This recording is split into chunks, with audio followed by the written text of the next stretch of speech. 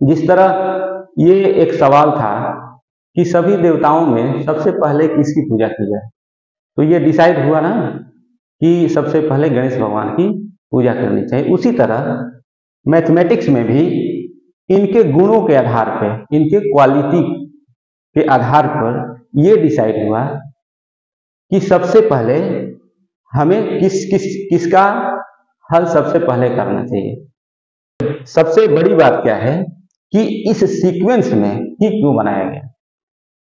इस सीक्वेंस में इनके प्रॉपर्टी के आधार पर बनाया गया। घटाव, जोड़, गुणा, भाग, ऑफ या ऑर्डर या ब्रैकेट्स, इनके सबके जो क्वालिटीज हैं इनके आधार पर एक सीक्वेंस तैयार किया गया कि अगर सारे कॉम्बिनेशन में आ जाए, या 2 आ जाए, या 3 आ जाए, या 4 आ जाए, या 5 आ जाए, या 6 आ जाए, तो सबसे पहले हम लोग किसको करेंगे।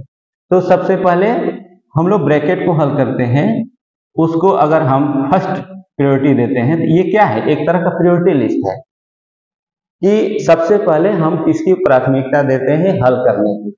तो सबसे पहले हम लोग ब्रैकेट्स को हल करते हैं, इसीलिए इसको हम 1 लिख रहे हैं। उसके बाद हल करते हैं ओ की। ओ मतलब ऑफ, ऑफ मतलब का भी एक प्रकार का गुणा ही है, लेकिन इस गुणे से अलग है, क्वालिटी वही है, लेकिन क्या है कि जब ये दोनों दिया गया रहेगा, या ये गुणा और भाग दोनों साथ, ये ऑफ और डिवीजन दोनों साथ में रहेगा, तो सबसे पहले हम का वाला जो गुणा है उसको हम सॉल्व करेंगे, यानी कि इसको हम सेकेंड प्रायोरिटी पे रखेंगे। उसके बाद हम भाग की क्रिया करेंगे, यानी डिवीजन, डिवाइड की क्रिया करेंगे, उसको हम थर्ड प्रायोरिटी पे रखते हैं। उसके बाद मल्टीप्लिकेशन करेंगे, गुणा करेंगे, उसको हम फोर्थ प्रायोरिटी पे रखेंगे। उसके बाद जोड़ की क्रिया करेंगे, एडिशन की क्रिया करते हैं, इसको हम फिफ्थ प्रायोरिटी पर रखते हैं। और सबसे लास्ट में घटाव की, यानी कि 6th नंबर पर इसको करते हैं।